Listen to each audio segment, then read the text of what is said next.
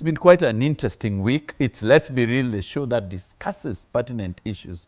And last week, Simon Says was away. Yes, I was. What were you doing? Boss, hey, you know out here you have to really make sure that you make ends meet. And those ends, I had to make sure that they meet in this government. That's what I was doing. I was making sure that my ends have met. And that's why you see me back here. That's me just. Or were you part of the broad-based government? Yes, you have to make those ends meet. let's go to introduction, Dr. Yes. C. My names are Dr. C, Dr. Catherine Masitsa. I am founder of Samantha's Bridal, and there's a wedding fair coming up. In addition, Samantha wines, and people have been buying. It's available in all the leading stores. And I'm here to keep it real. All right. Cool. Go ahead. That's hard to beat.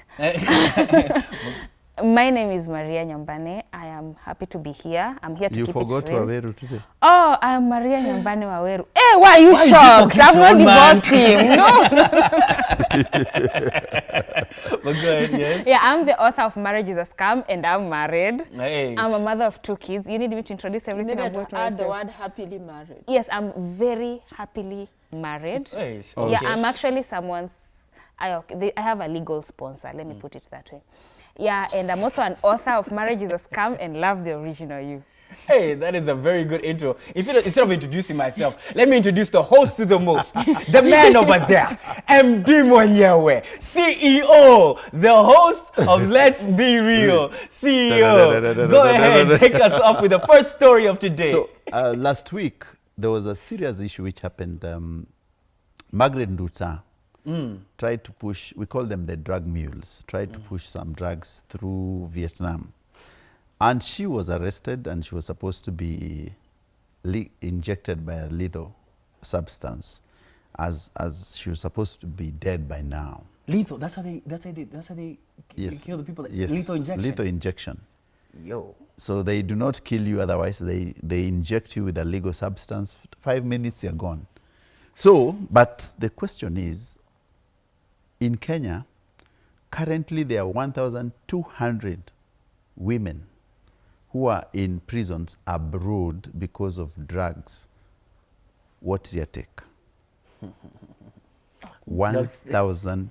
1,200 ladies, not even men. Yeah, I was included. wondering where are the men? Now, here's the thing. With this one, even this is such a horrifying story in the sense that these are the extent in which our ladies are willing to go in order to make ends meet. And I can't even blame them individually. I can only blame them in the sense that their circumstances within the country that they're in has forced them to even go through such extremes. Whenever you see an outside force trying to take advantage of a local community, and then that person actually now is willing to comply within the fact that just take this bag and transport it here, we'll pay you this much. See, someone in a different economy, in a different world, would think twice and realize that indeed I can see further than my basic needs. But when you're caught up in an economy in Kenya in which you're already persecuted, you've done even, you're educated, and you cannot even get a job, and you're pushed to this extent, that's a serious issue. But then there's also this. Kenyans, please too do take note. Other countries are not Kenya. Other countries where systems actually work. They really work. Any law enforcement is law enforcement, not law. Watch it, yeah. That's not the same way in other situations. So what you have to know is, make sure as a Kenyan, whenever you're getting any outside employment outside Kenya, please, one, know where you're going and know actually the terms and conditions that apply with that particular job. Do not be lured only for money. Please, Kenyans, we're not that cheap, especially even our ladies. Because when we start now having this reputation, we start being known as, this is a drug mule country. Let's just go pay a couple people for them to do this. We are better than that. Maria? At the risk of sounding so sensitive, I will ask this. Do the people who inject them live normal lives, like they killed and they're okay? Yeah. Okay, that's sad. Even he's a doctor, by the way. Okay, that's really sad. That is the But truth. Have you ever seen a billionaire hangman? What are you trying to say? That's Dr. a C? different story. That is- What the question you ask is a different story. So let's stick to the girls. Our girls being overseas. Some jobs are cursed. Dr. C? Oh, so anyway, let me first say this. Yeah, some jobs are cursed, and that is one very cursed job. And I hope after retirement they actually go through therapy. But anyway, first of all, I would have wished the case was at least handled from the depth of how she was caught with the drugs. I feel like this is mostly, we came to find out about these women being arrested and all of them for drugs, but we don't know how the case is handled, what really happened, like everything before they get to the judgment. And you see in Kenya, I don't think in Kenya there is the life sentence of murder. And that's why maybe when they go out there, they don't know that when it comes to other countries, it's serious. And actually, there are people who can do that and kill you. But here is now a problem that I have. How many go through it without intervention and they actually really go through it? Like the statistics, like they actually go through, they are killed and that's it. Because with Nduta, I feel like the family was vocal, people actually talked, the story went viral, and that's why maybe there was no option than to speak about it. Sure. And that's why it led to diplomacy. But in real sense, how many people go through it but in silence because they are not, one, they are not known, two, maybe they don't have families to speak for them. Or maybe it just happens that the families were not vocal enough. So I would urge ladies from Kenya, please, and first thing first, if anyone gives you something to carry, don't, even if it's a Bible. I'm sorry, but we have gotten to a point whereby trust in this world is dead. Let us live by, we cannot carry anything for anyone, no matter what it is, for just our safety. Because in other countries, they won't care.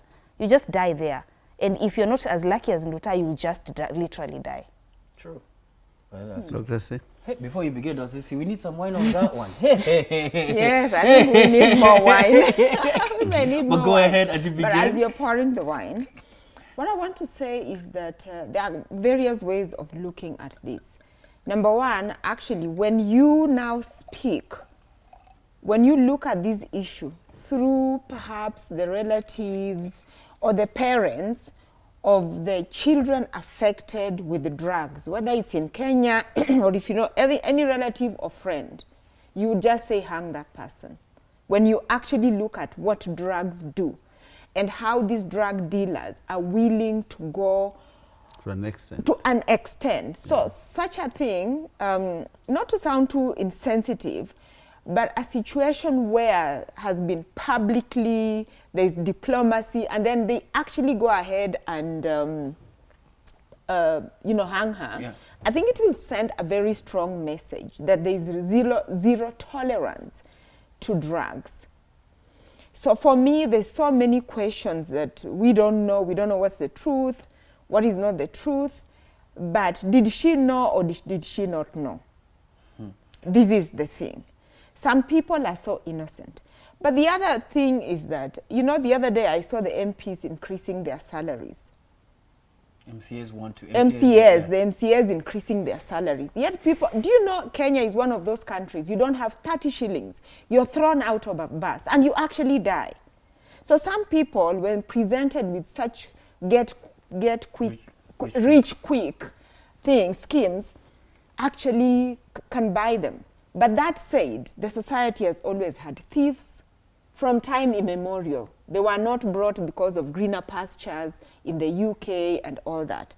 But the other thing, the society today, there's a lot of people who are just getting rich. You don't know how they're getting rich. Like there's a lot of, especially celebrities, putting fake cars, fake homes, fake, I don't know what.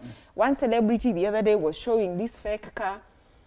Yeah, and then the next thing we are seeing it in the garage.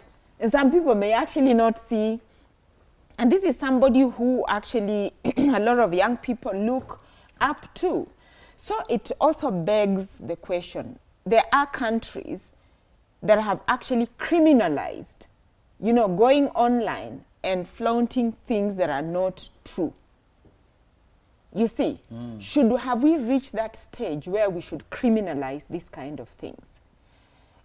Because it's almost like, these betting companies, some of them really can lure people into you bet, you don't need to do anything. But also this, When people look up to you, you have certain responsibilities to the society.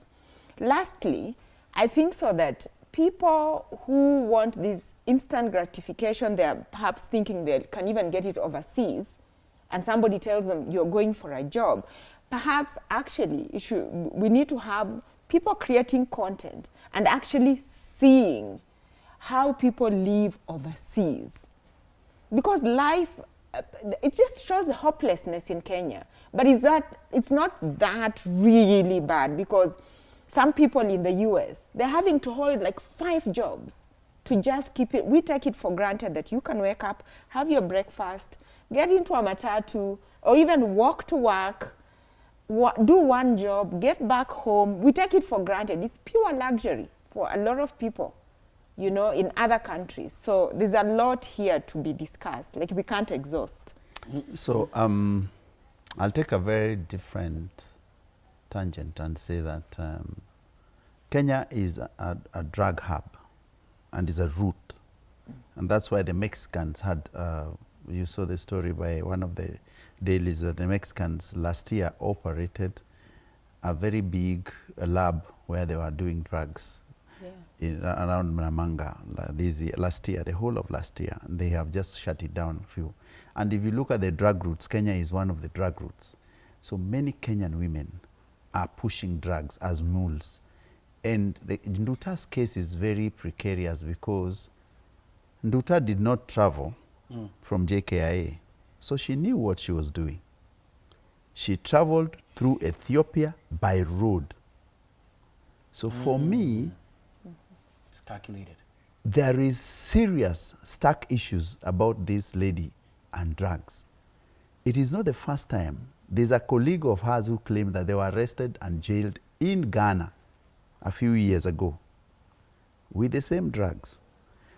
And if you go down and you ask about these issues, you find that there are so many Kenyan women, and I told you 1,200 Kenyan women are in foreign jails. 40 alone are in Malaysia waiting death row. 40. By 2020, 40 Kenyan women were on death row in Malaysia, 43 in Singapore. It is nothing new. You know how the drug dealer's playbook is. The drug dealer's playbook is a very simple method. Go to an area, give people drugs for free, hook them up, and then start selling. That's a drug dealer's playbook.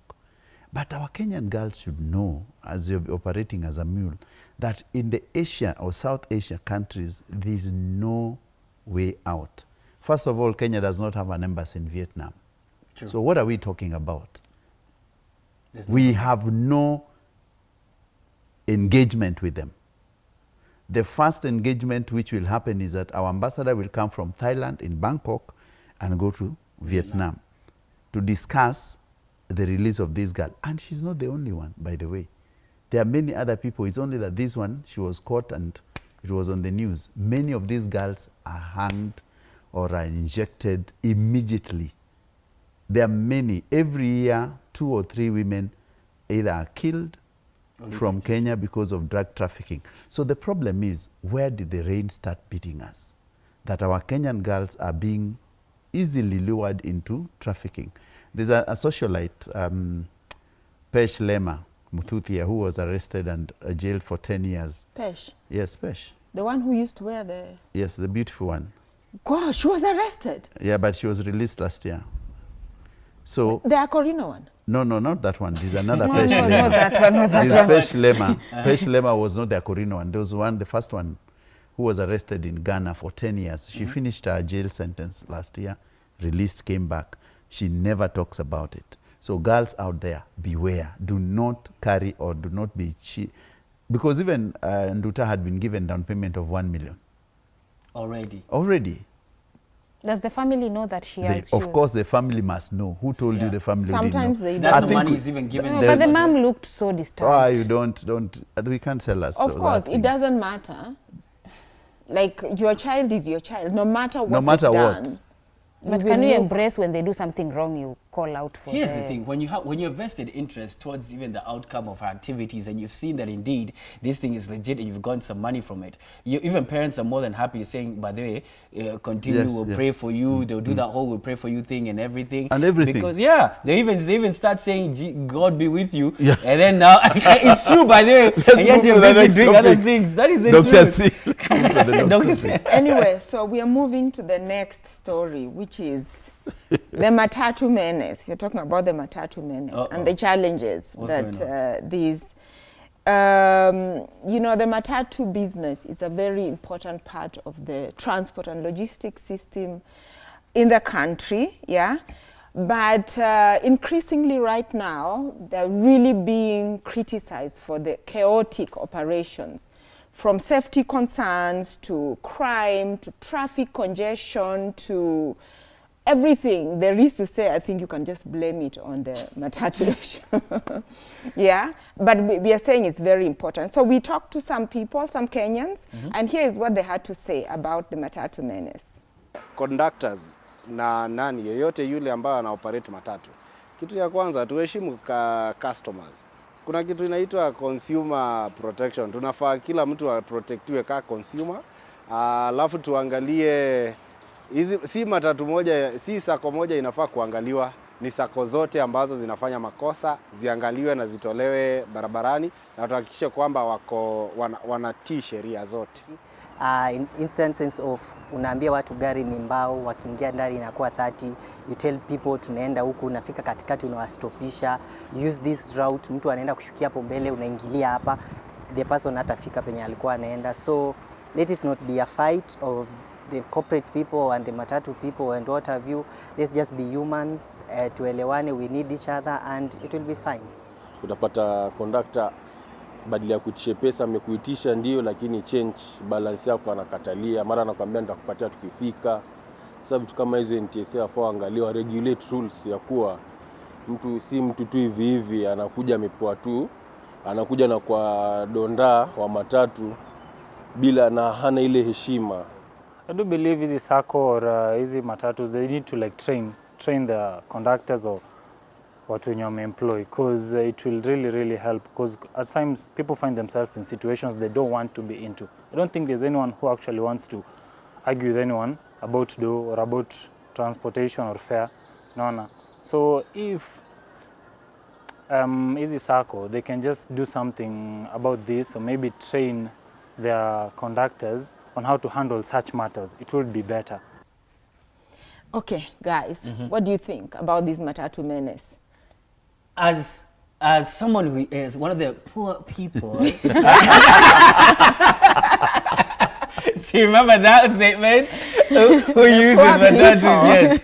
The main thing is, when it comes to even matatus, the super metro ones are the ones who even been brought issues by even NTSA. They've been brought a lot of issues, super metro specifically, super metro buses. The issue I have with them is this. A lot of times these super metro buses, what happens, especially the ones even Thika Road, is this. They will start be yelling one price when you're outside, but when you get in, usually the conductor, the price changes up, usually maybe a 10 bob or even a 20 bob higher. Then they'll start telling you that indeed the person who's shouting even the price was not even the actual conductor of the actual even bus. That is one common thing that even you hear amongst many people when they're actually even using a lot of super metro. Another thing you even hear is this. Now when this person was even the 30 bob thing, he had over 30 shillings. He probably was told his price was 50 outside. Then he got in, it was 80. Then the 30 bob balance is what he did not have. A lot of these guys, what happens is, because they're in a quote unquote, their selling point is, we will get you there faster and than these other matatus that you can actually use, the normal ones. That's their biggest selling point, hence why they even charge even a little bit more than the other ones. That is actually a fact. So what happens is, with that selling point, you in any way hindering or slowing them down, they will literally now evolve now to harassing you or even throwing you out. That is a common thing. This has even happened even way back in the day. Even campus was one even called Manchester, even around Thika Road. There was even one that even ran over even someone I knew was a JQuat student. It was a big issue back in the day. This has constantly been the thing because these guys are in a hurry. Their main selling point is speed and to get you to your destination. That's why you see long lines on a super metro and not many lines on the side of even the normal matatus that even take you to the normal destinations. That's why, if that does not excuse that kind of behavior, but that is a common behavior that even you see among conductors. They raise the price once you're outside, and then now when you get in, it's a totally different price. And that's a lot of frustration for many Kenyans out there. First of all, I'll ask a question. When that guy was thrown outside, were there people around, like next to him, maybe the ones who were close to the door to see that? Because I don't see how someone will be thrown down a matatu when all of you in that matatu, for 30 shillings, when there are so many people in that matatu and they will be, like they will just be quiet, or maybe they will not even be a good Samaritan who will say, I'll pay for him or something. Good Samaritans for the Bible.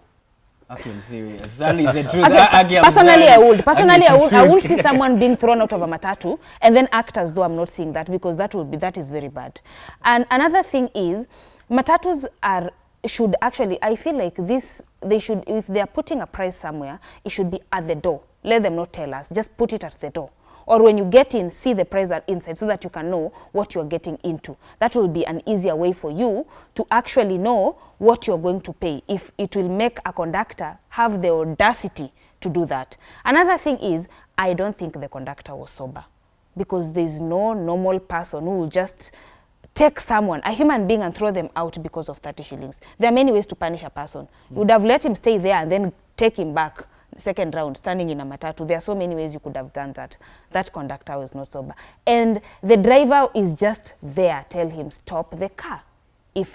Because I don't think the driver would have said, I'm not stopping the car for this guy to alight. There are so many to the story that is not making sense at this. And I wish the people who are in the matatu would say that, who are in the matatu, would come out and speak openly. Did they fight? Did they have an argument for it to be 30 shillings to cost a life? And that could be anyone. Maybe CEO, we propose some solutions? No, I think for me, my biggest problem is that there are three things which you don't leave to individuals to run in a country. One of them is public transport, the second one is health, and housing. Those three issues are government, and any economy or any serious government makes sure that they have a national transport which deals with public movement of goods, and they have public health. The way we say public health and public transport, they go hand in hand, because the moment you do not have a recognized public transport, then such issues are bound to happen. You need the government to be running a commuter train, a commuter buses, which has one, stipulated timelines, stipulated fares, and stipulated routes. You see, now what happens is that when you leave it to private individuals, these guys adjust it the way they like. And that's what has happened. Initially, when this country was developing, there was what you used to call the Overseas Transport Company, OTC. Yes. And that was the main bus which was taking people around the country. And then there was, of course, the Kenya Bus Service, which was meant to be the city transport. And for a very long time, people knew that if this is the amount of money I have, I will use Kenya Bus. They have these stations and where you can go, and they had time. You would leave you would leave your house at around 10, and you know the bus will be at this stage at 10:05. Stipulated. That's how public transport is ran. If you go to the US, it's the same. The UK is the same. Any other developed nation is the same. But the problem is we allowed so many crooks into the business, and that's why now we are dealing with the aftermath. The government must come back. You cannot legalize routes and say that you punish the routes or the owners of those vehicles, because first, there's no training. There's no uniform training for the matatu touts and matatu conductors and matatu drivers. There must be a formal kind of training where each and every member of these buses are taken. For you to get that license, it's not that you know how to drive and to do anything. It is that how do you take customer service and how do you deal with people. And I think that's why we are getting it wrong. Go ahead, sorry. I completely agree with you. And for those people who have actually traveled, you will realize that the transport system is government owned. Yes, that's why even Tony Blair was actually getting into the public transport. You know, the prime minister. I see in a lot of countries it's actually like they have complete with transport police. And they have really adopted the technology so well that you will know, you can track. And Kenya as a country that is so ahead in technology, there are a couple of solutions we can actually implement in terms of even regulating the fare. We know this is the fare. It is advertised somewhere. And you know, every time the issue of transport has come up, there's all these cartels that always come up, they paralyze everything. And I think as a country, you know, these are some of the things we talk about, what constitutes national security. I think we talked about it the other day. Something like healthcare, like you said, transport. It's a national security issue. If one industry can decide we are striking, and when they are on strike, the country comes to a standstill, it's a national security issue. So therefore, we need to harness technology. I see. Okay? And in addition to technology, of course, there has to be enforcement and oversight, not just talking, you know, the way we're actually talking. So those two things. And then I'm just seeing, in terms of, yes, right now the matatu business is actually employing a lot of people. And that's where now the government sometimes is scared to like completely introduce something else because it has vote implications. It has those days when the country will be stopped in terms of working because they've gone on strike. Why can't they just do a public offer the way we nationalized Kenya Airways and let people invest? Let these circles invest in that public transport system so they can be shareholders. The government owns 50% and Kenyans can own the other 50% so that we can bring sanity. Otherwise, it's out of order. You said it's true, it's out of order, but remember that it's the first president who allowed this to happen, who decided that many people went to Gatundu and told him, oh, you know, we also want to invest in matatus. Why are you having a national? And that's how this thing came. But anyway, there are many routes which has had problems. Rungai matatus are notorious. So we should start with even the president's son, his matatus, they're crazily running over pavements and doing all the nasty things. And actually what they showcase Umoja matatus, the Umoinas were crazy. So I think we need just to have a proper discussion on how do we tame our rogue drivers out of the roads. And the main thing is just economics, because these guys are just moving fast because they want to make so many rounds. Quick, they can actually earn an income, make their quorum, and then earn the extra money on top. That's the core essence of it all, isn't that right? But if you have a dedicated line where there's sanity, and it doesn't, actually we have to get rid of motor vehicles gradually. Let's have like a train system that is end-to-end connected. Gotcha. Yeah, and then let people choose. All right, Dr. C, I think we go for a break. I think the first part has been very, very interesting. We talked about Nduta and her issues. We pray that she's not hung, but I cannot vouch on that. For sure, the Vietnamese will surely hang her. Serious? Yeah.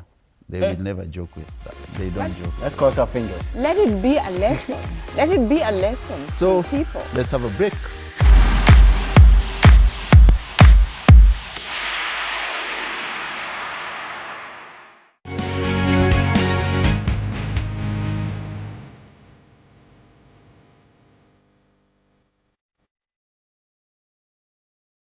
And welcome back to Let's Be Real. You're keeping it real with me, right? Aren't you? I'm going to keep it real with you because the stories just keep on getting hotter and hotter and hotter. Isn't that right, Maria? Things are getting interesting. Tell us about your story, please. Wow. This is an amazing story. CBC. Let's talk about education system of Kenya. Yes. You know, for a while, parents have been quiet and they've been embracing and accepting, and they've been okay. Even going to look for feathers at night, doing the homeworks on behalf of their children, which, by the way, as a parent, I did not like. However, now it has gone an extra mile whereby mathematics is not compulsory in senior school. Kids are now given the privilege to decide, are we actually doing math or not? Before we even give our opinions, we would like to hear what the public had to say about that interesting story. Mi kama mzazi na support mathematics, kwa kuwa kama si mathematics singefika hapa niko. Na saa hii mathematics ikitolewa, watoto wetu watakuwa aje? Utaandikwa bank, hautajua kuhesabu pesa. Saa ingine ukituma mtoto kama ajue hesabu, ataenda achanganyikiwe. So mi na support maths. As a parent, I would advise my child to be comfortable taking the mathematics lesson because it is a life skill based option. From grade 1 to grade 9, it is very important in their life. Even adding 1 plus 1 in terms of calculations and everything is very important for their lives. Experience yangu na maths kidogo naona ni kama yes gava imefanya poa kwa sababu mimi kama Dan time nilikuwa shule naona ni kama maths ndio iliniangusha kwa sababu ilikuwa compulsory kwa zile masomo tulikuwa tunafanya, so ingetolewa labda singekuwa mahali niko saa hii. So to me naona ni kama imenifail. Mathematics is very important in child development and how we tend to grow.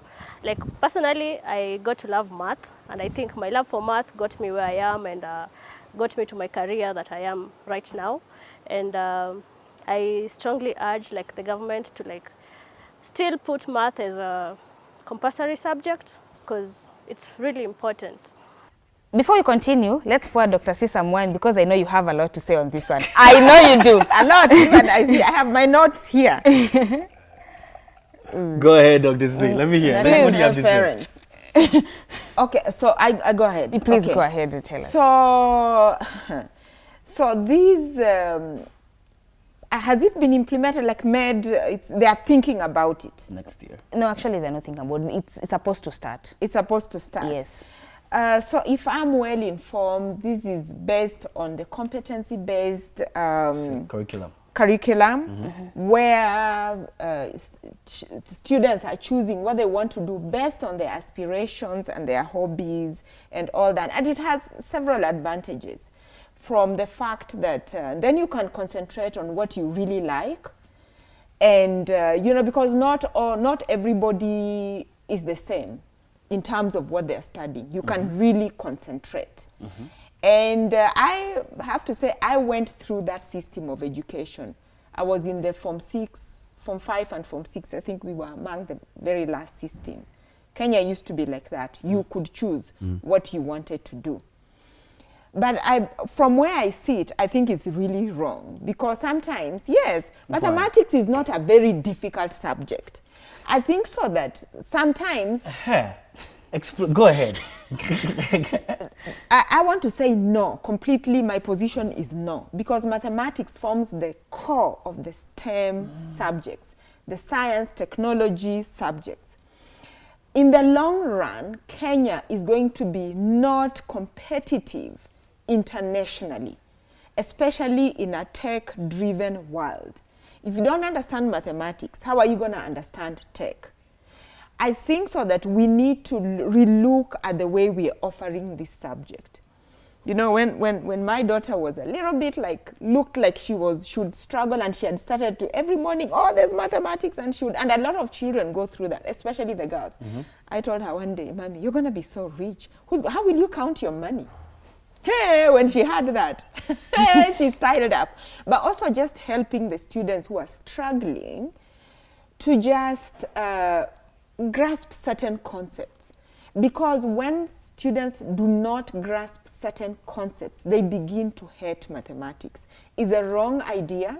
We are going to drag behind. Kenya is already leading on the continent as far as tech is concerned. We are going to roll back all those gains. My answer is no. Mathematics is like survival. We need mathematics for everything. Yeah, actually, the importance of mathematics is for logic thinking. It's for understanding. It's actually if most university courses actually admit with mathematics. And you find that if you try to give children, okay, I understand people know what they want to do in life. I don't have an issue with that. And you might decide, I am going to do whichever course you want to do. But when you remove mathematics, already we have given our children enough privileges. Let us not do this to them. Because if we try to remove mathematics from schools, that is the beginning of a downfall that you cannot even begin to think about. And let's talk about CBC in general. CBC has one issue. Today it's this, tomorrow it's that. Textbooks change every year, by the way. Like this year, up to Feb, that is when they were deciding which textbook grade 9 is going to be using. Like, they are not sure of what they are doing. Last year they were debating between, is it going to be in high school? Is it going to be in the same primary school? We are just juggling with our kids. And I feel sorry for the kids whose children are guinea pigs. The parents whose children are guinea pigs of this system. Because they are not aware of what they are going through. And now I am here, like the other day I was thinking, if we start provoking kids enough for them to start rethinking about doing our own system, like, you know, some parents who can afford it will move from this system. They've already moved. Yes, they've already moved. And other schools will start thinking, okay, this system is really straining the school in general. Why don't I just change my school to be maybe a Cambridge curriculum instead, for easier. But we cannot do education as a business in this country because literacy is very important. And like we said, if we are going to be complaining about our health system, about our education system, remember the poverty, the illiteracy, we are going backwards. And please, not with our children. It's not right. You know, the way they're talking is as if they passed math with flying colors and then they used. I am married to a mathematics teacher. Now she's assimilating And the that husband as doctor well. on my title. I went to school. Congratulations. You use the Pythagoras theorem every single day of your life. Yes, nice. I do. Every Even single day. this is Fibonacci numbers. Here's the thing. By the way, you know the Fibonacci numbers. Yes. They are used to make this. Yes, exactly. Here's the thing. A lot of this math that we learn in school is a bunch of useless nonsense that you don't even use in your daily life. What we really need to do is have a real critical conversation as to what the heck are we teaching our kids? Are we wasting their brain cells in the optimum time of actually learning? And here's what I mean by this. Learning math up until the senior school level. You can learn the basics and actually understand the basics of math, of 1 + 1, even basic algebra.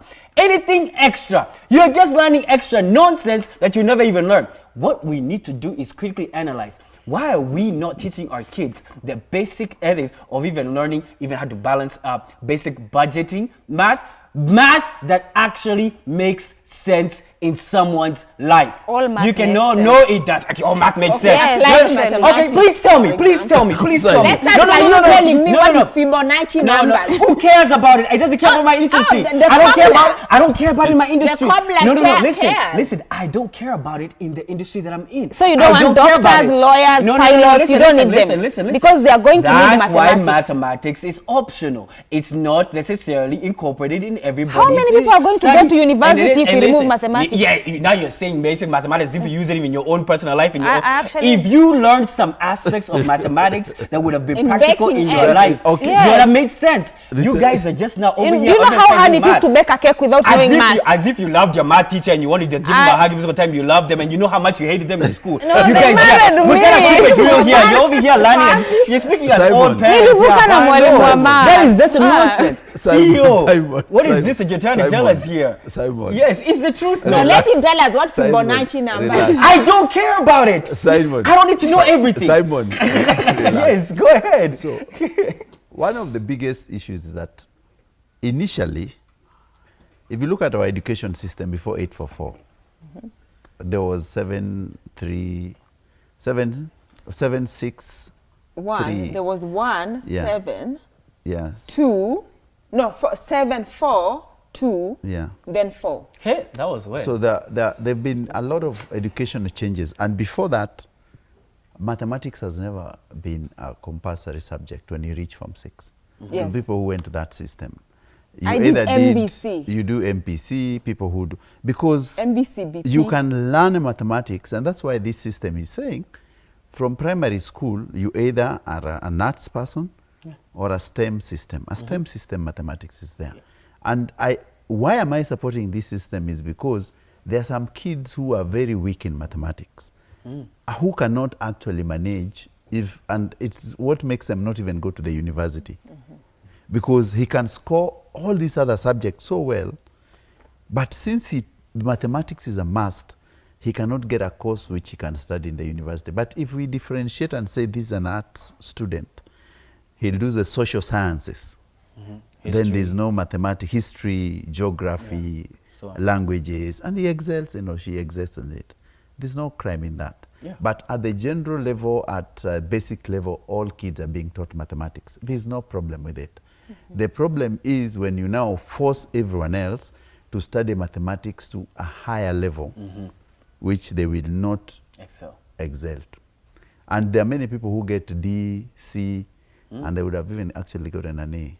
And then it consumes all their time that they would have actually studied. But So just a question. exactly. No, but just a question. This child does not understand mathematics, then it gets to a point in life whereby, let's say, for example, they are almost in senior school, their mindset has shifted, and now they are enjoying it. And you've already categorized this child as an art student. They can always go back to school. But there's a STEM system, isn't it? Yes. And you know the level of the... And that's why this CBC is very clear. When you're going to senior high, you decide, you know your children. Yeah. Is he good in arts or is he good in sciences? Is he a STEM student, an alliance kid or an art kid?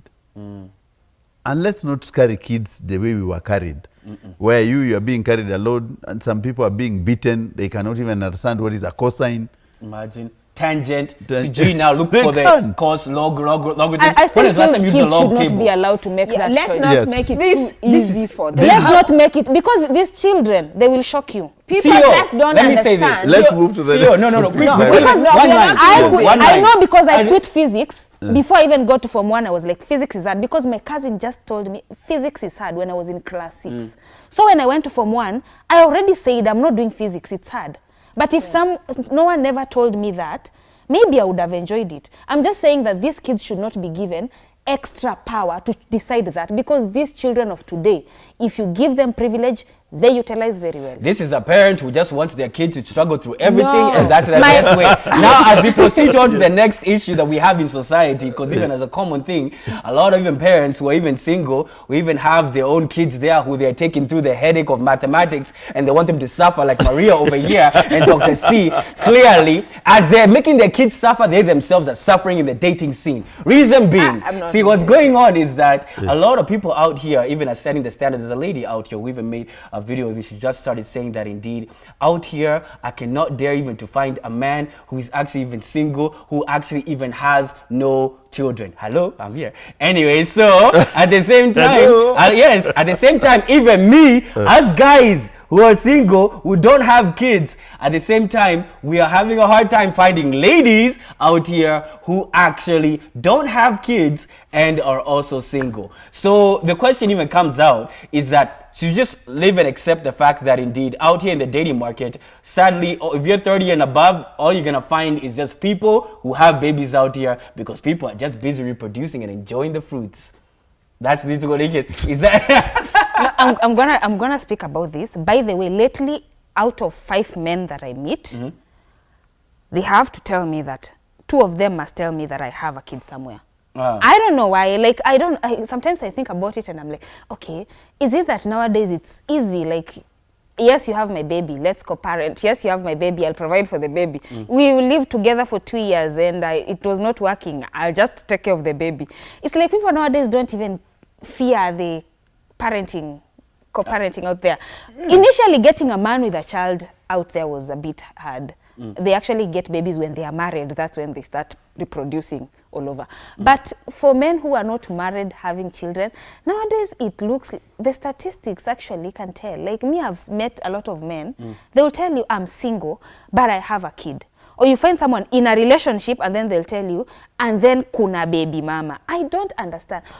Do they rush to these things fast? Do they not care, or is it that relationships are not working anymore? Like you get someone, you promise forever, and then it's not working anymore. But here is another thing. A lot of these people are giving birth or delivering these children in campus. The freedom they get instantly, they decide, I will stay with you. They move in together, they live a family way, they have babies, and at the end of campus, now your mind is shifted. You know, now you're not the same person. Now you have to think about how you're going to live your life. Then you go meet someone else. Now you're going to get married. I still have a baby outside. It's not about women being single mother mostly nowadays. Me, I'm complaining about single young men being single fathers. I am glad. Okay, I'm just hoping my husband will not bring me a 6-year-old, because that will mean it came before mine. But I am really thankful that I got someone with no kid, because out here it's really hard to find any guy. Actually, as young as 25. I'm a rare breed. Thank you. You are very rare, by the way. Thank you. As young as 25, someone will tell you, I'm 25 and I already have a baby mama and I'm dating this one who already has my kid, and we are almost breaking up. Okay, that's very sad. Now, do you see why you're looking at me like that? I'm looking at give me you the.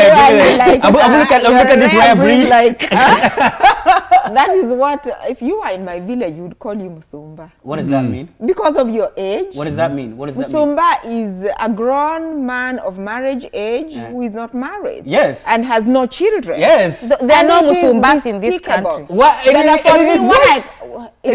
Why do you say so? From where I come from. Why do you say so? What are you asking? Are you asking me? Yeah, I'm asking you. Why do you say so? It's despicable. According to where I come from, I can only sometimes, on certain things, my mirror could be how I was raised and how we saw it. And by the way, this is why they say in certain tribes, if you hear a Luya mother crying that, oh, their son has married a Kikuyu, it's not because they are tribalists. It's because children are valued and the sons need to have children. And those children belong to that homestead. So Kikuyus can't have babies? No, they take away the children. So an African man, you're allowed to have children as much as you want, traditionally. But anyway, talking to the topic, 2 things for me.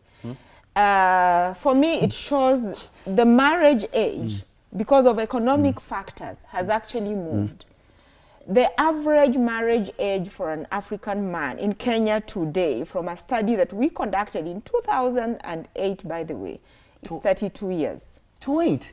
Yes. That number has gone up since 28, I'm sure. Yeah, it's 32. That was average. Yeah, let's say median. Median, okay. 32, okay?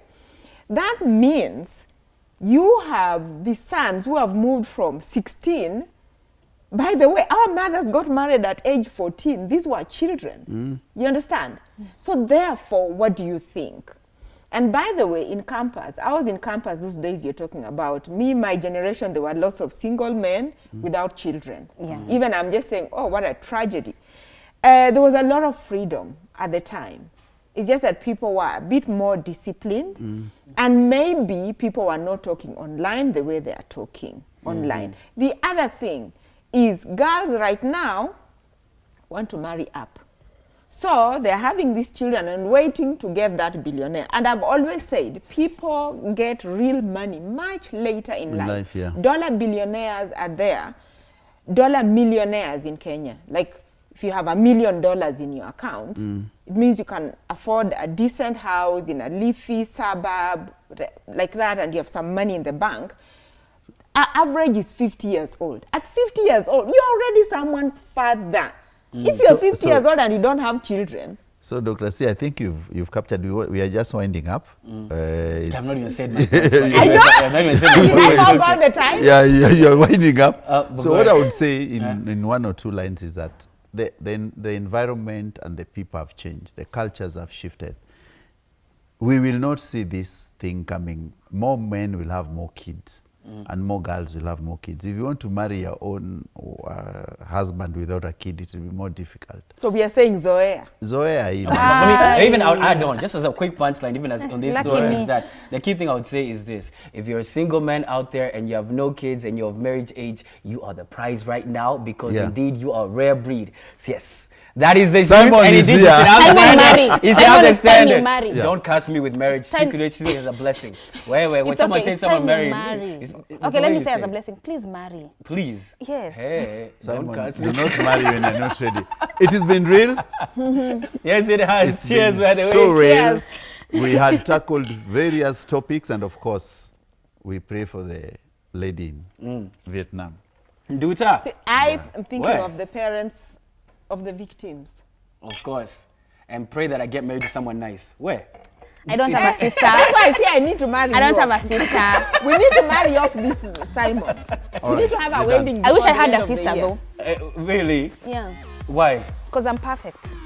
Bye. It's not It's a been cut. real.